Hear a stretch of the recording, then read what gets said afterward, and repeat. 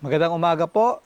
Ito po yung Tubong Bacolod, Batang Negros, Rafi Yulo po ng Rapapap Game Farm para sa payo ni Idol.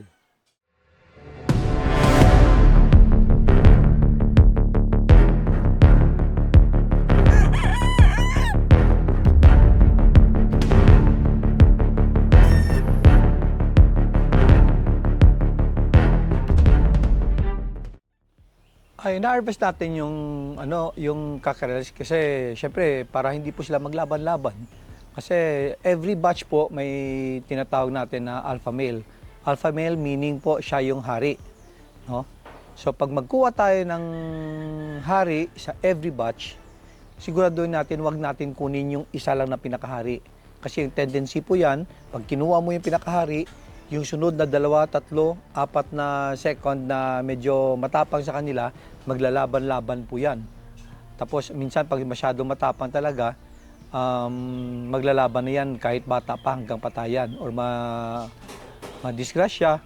So, ang practice ko po dito sa farm, pag kumuha po ako ng mag-harvest po ako, kumukuha po ako ng hanggang 20 piraso.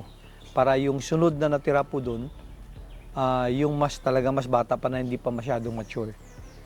From range area, dati po kasi mag-harvest tayo medyo mas matagal. Pero sa ngayon, napansin ko sa mga new bloodlines at saka siguro sa mga bagong mga supplements natin na ginagamit, napansin ko po na mas madali na po, mas early maturing na yung mga manok nowadays kumpara dati nung umpisa ako. No? Siguro nasa 4 months na o 4 and a half, may mga talagang matapang na yan dyan sa range. Nagkakal po ako ng mga sa range, no? Maaga. So, actually 2 weeks old, medyo may malaman na natin yung babae lalaki. Pero pag may mga breeding tayo ng mga bulik, gold or puti, mas maganda po na sa mga sa akin ngayon, 3 weeks old po ako nagkakal ng mga battle cross na inahin. So, lahat ng battle cross, 3 weeks time, selection na yan, hinunguli ko agad, sineseparate na po yung mga battle cross na babae. Hindi ko na yan hinayaan lumaki pa kasi mas grabe yan sila kumain ng feeds. Para hindi po mamilay pag after 5 to 7 days, gaya na sinabi ko kanina na ilagay po natin sa cord after ng hardening, kinakailangan masanay yung manok natin na may tali sa hardening pen. So meron po akong sample dito, no? Halimbawa po ito, wala ito, no? Ito yung cord na ginagamit ko. Just make sure na paglagay natin sa hardening pen, kunin po natin ito yung dulo na may bukol. Hindi mamilay yung manok just in case masabit sa mga kung ano man sa loob ng tipi, sa hapunan o whatever. No? So kunin natin to avoid na masabit siya para hindi po mabalda yung manok natin. So ang ginagawa ko para hindi rin po matanggal yung dito, yung sa dulo, para hindi matanggal sa paa, tinatali ko rin po ito. Tulad ng ganyan. Paglagay ko na po sa kanan na paa ng stags natin.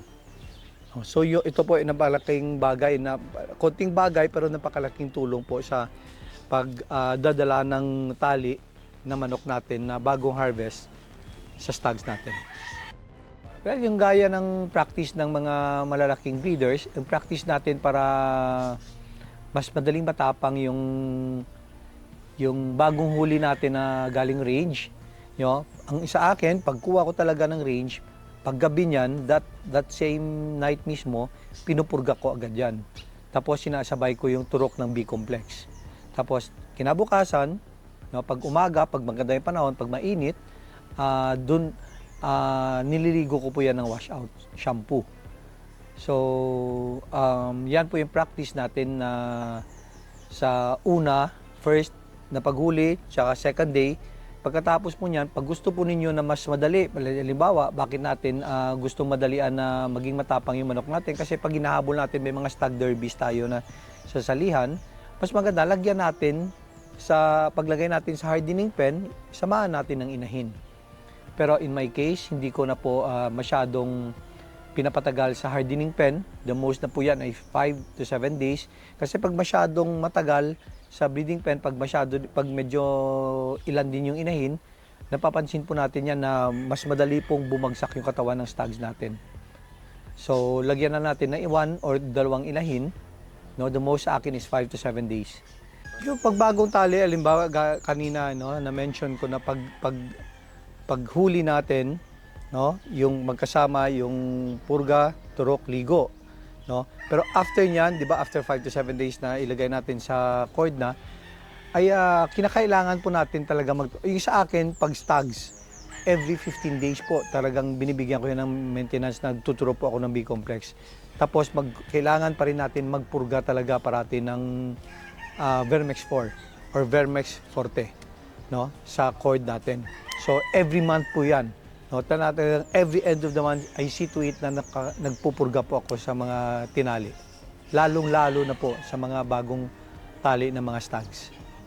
Sa muli, ito po si Rafi Yulo ng Rapapap Game Farm. At sana po ay may natutunan kayo sa payo ni Idol.